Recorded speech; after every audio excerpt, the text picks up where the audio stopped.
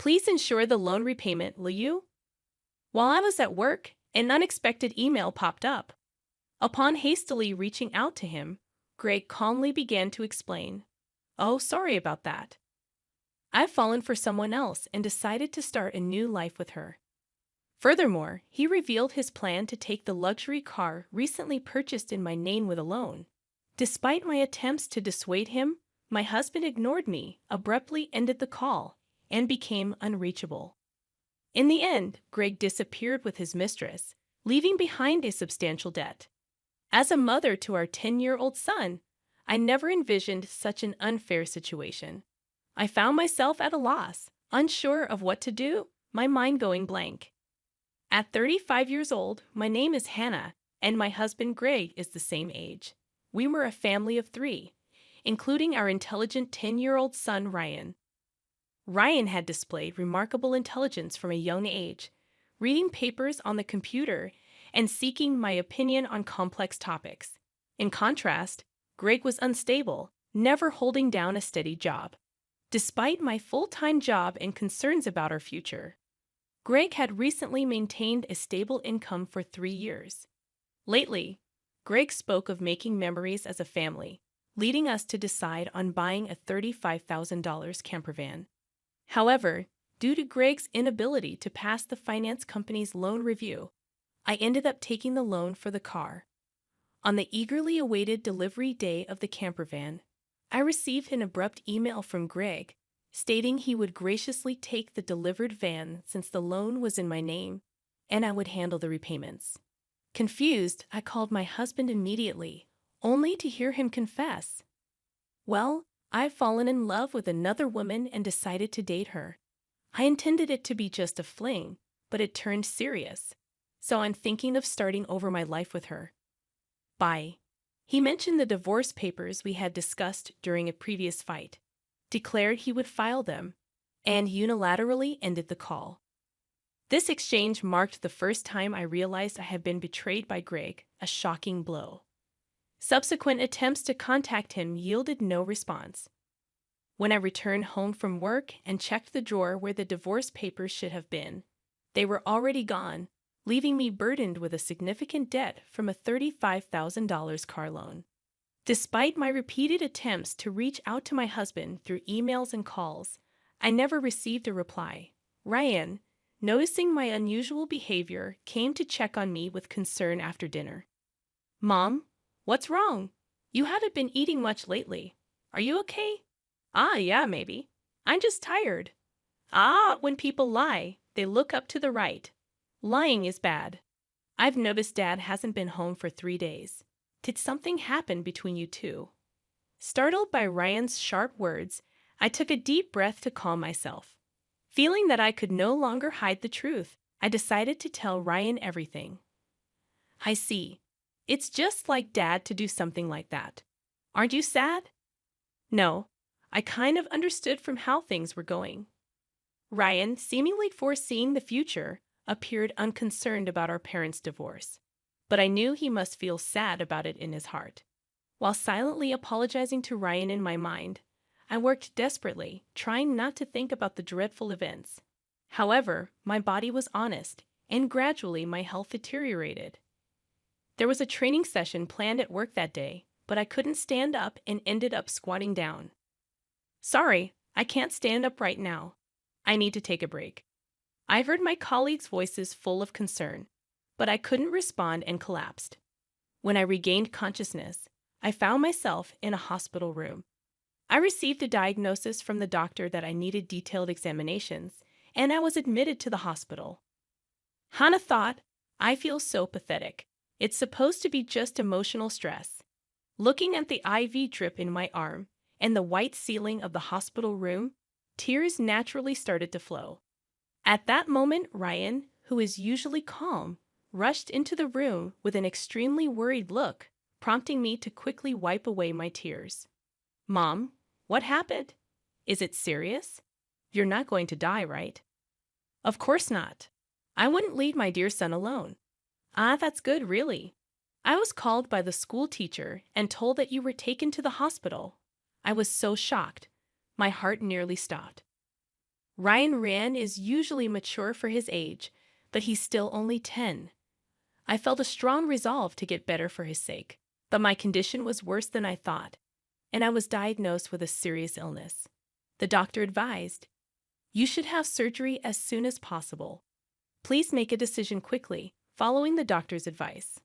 I underwent surgery, and by the time I was discharged, it had been a month since Greg had left.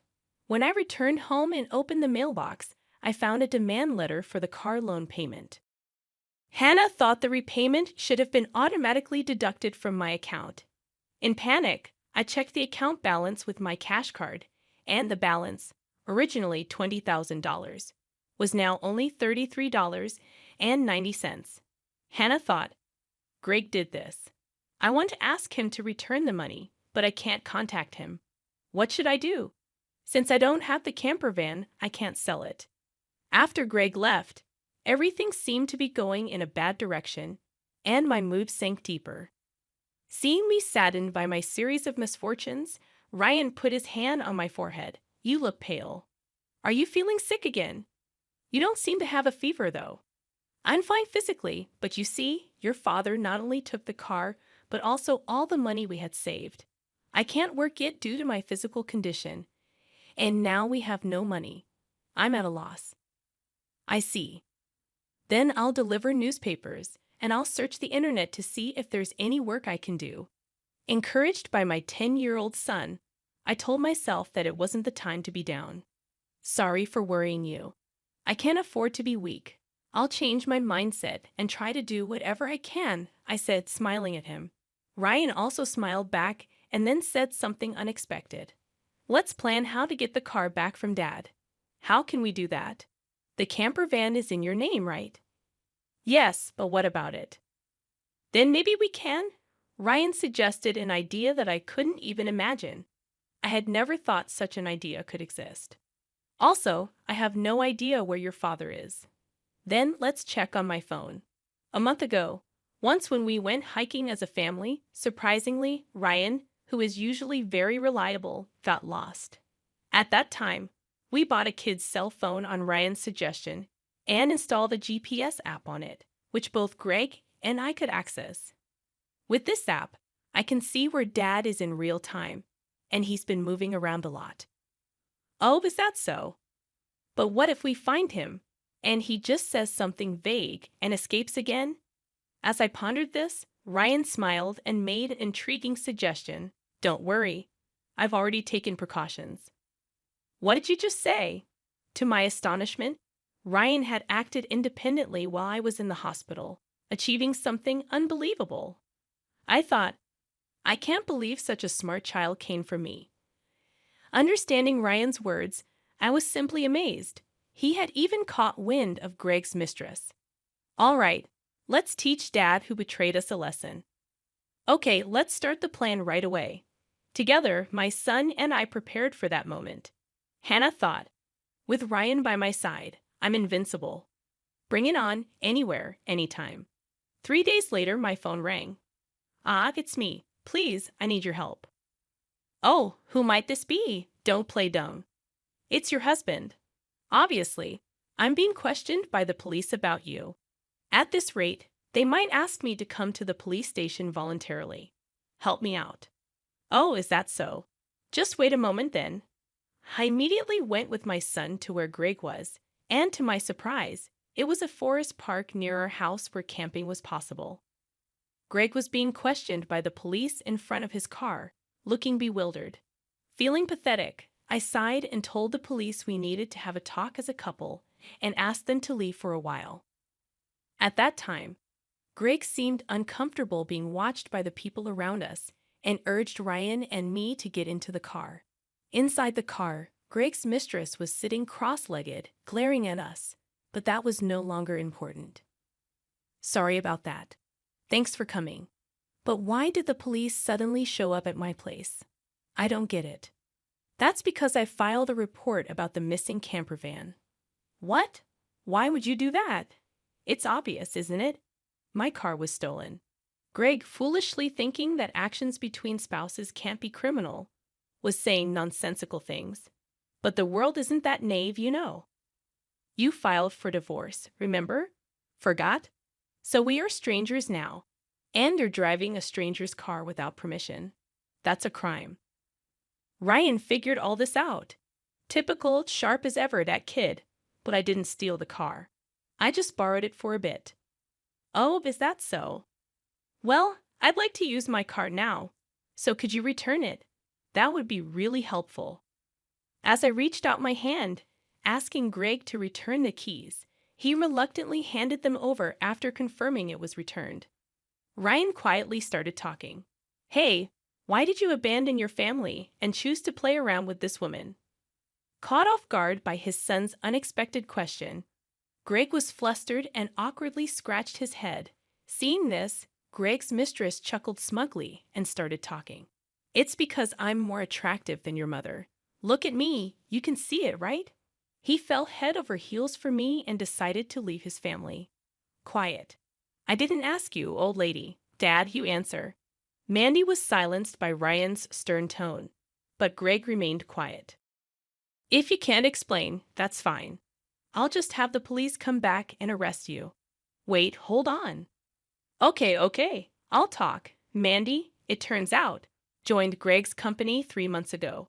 They were attracted to each other and became involved at the welcome party for new employees. Later, it was discovered that Mandy was pregnant, and Greg decided to start a new life with her, leaving us behind. Why did you take the camper van? I quit my job and thought about selling the car for money. But it seems like you were using it quite a bit, weren't you? I thought it was a waste to sell it right away, so we decided to go on a trip. Wait, how do you know all this? Remember when Ryan got lost? After that, as a precaution, we bought him a kid's cell phone and installed a GPS app.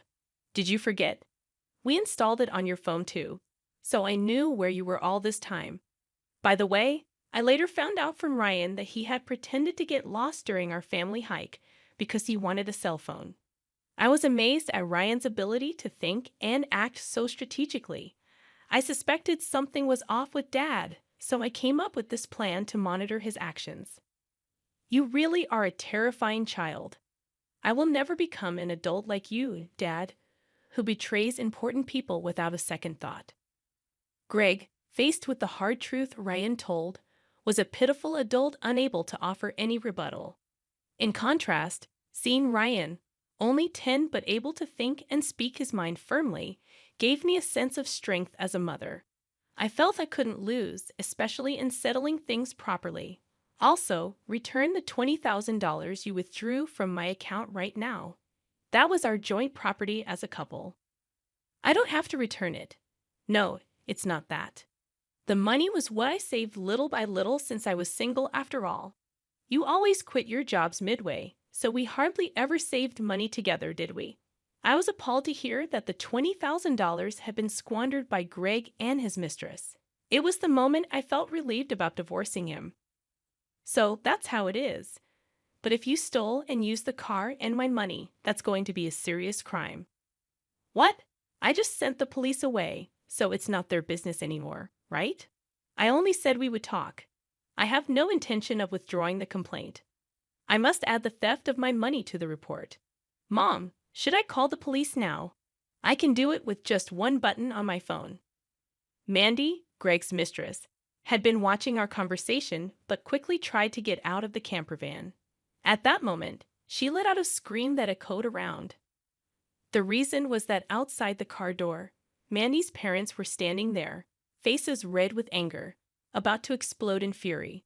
Startled, she stepped back as her parents yelled at her. Ah, I'm sorry. Don't be so angry. But why are you here, Mom and Dad? I called your parents beforehand. What? Why? The truth was, during my hospital stay, Ryan had visited Greg's office and tearfully told him, my dad left the house with a woman we don't know, and my mom collapsed. Seeing Ryan's sorrowful and frail state, the people at Greg's office suspected Mandy, who had left the company with Greg, and gave Ryan her parents' address.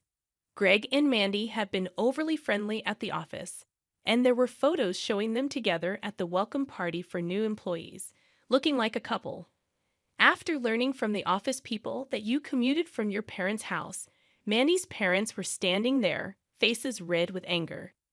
I went there with your photo, and your parents came out when I visited. Then I told them everything that had happened. So today, I contacted Mandy's parents and asked them to wait nearby for a while. How could you do this to me? The worst. I don't want to hear that from you. That's my line. By the way, your stomach seems quite big. When is the baby due? In 3 months. What? Wait a minute. That doesn't add up with when you met my husband. You two met only 3 months ago, right? What's going on? It's not time for the baby to be born yet. Greg, hearing this for the first time, stared at Mandy, eyes wide. Wait, what does that mean? Are you stupid? Don't you get it? It takes about 9 months from conception to birth, which means the child she's carrying isn't yours. You're so foolish. What do you mean, Mandy? Have you been deceiving me? Ah, I almost got away with it. Can't help it now that I'm caught. You're so naive. You can't see through lies at all. Really, a fool. Don't mock me. My whole life is ruined because of you. What were you thinking? Greg and Mandy started an ugly argument, but nobody intervened, letting them have it out. Meanwhile, we contacted the police again to explain the situation. As it began to get dark, the forest park was brightly lit by the red lights of the police cars. No, really, I was wrong. I was truly wrong. I'm sorry. I'll work hard and never cheat again, so please just don't arrest me, Dad. People don't change that easily, especially lazy people like you. Exactly, Ryan's right. I can't trust you at all. Reflect on your actions and pay for your crimes at the police station. If I get arrested, I won't be able to pay back the money. Is that okay with you? I don't mind. Pay me back after you've atoned for your sins. Take your time, don't worry. I've already found you a place to work. Let's see, there's Ryan's child support plus the $220,000 you stole from me. I'm not sure how much it will all add up to, but you'll work and pay it all back. I had one last thing to say to Mandy the mistress. You might think you're just an onlooker, but don't forget you're an accomplice to Greg's theft. Be prepared for that. When I told them that Mandy would have to pay if Greg couldn't return the stolen money, she shivered in fear. Mandy asked her parents for help, but they refused, saying, "We disown a daughter who causes trouble for others." Thus, Greg and Mandy were taken away in a police car together. Thanks to Ryan's smart strategy, we were able to punish Greg and his mistress, Mandy. Though they were released from detention soon after, they faced a hefty payment to me. Through a lawyer, I claimed $20,000 in damages. Additionally, I made Greg agree to pay $500 a month in child support for Ryan. I introduced Greg to a subcontracting factory of the company I work for. The support and other charges I claimed from Greg would be deducted from his salary and paid into my account. I also sold the camper van and was freed from the auto loan. Since then, my health has improved remarkably, and I am now energetically committed to my job. Ryan has been actively helping with household chores and errands. I want to keep moving forward strongly so that Ryan can pursue the path he loves without giving up.